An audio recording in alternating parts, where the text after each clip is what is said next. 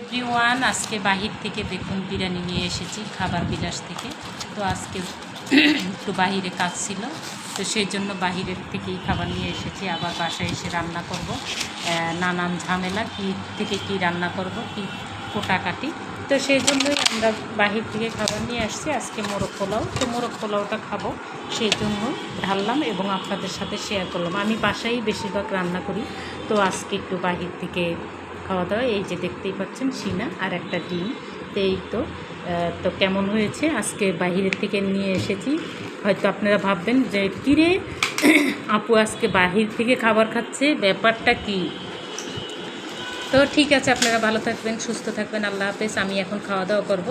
আর এই যে সালাদও দিয়ে দিয়েছে ওরা, এটা খাবো, এটা আমি বের করে নেব। তো ঠিক আছে, আল্লাহ হাফেজ, ভালো থাকবেন, সুস্থ থাকবেন।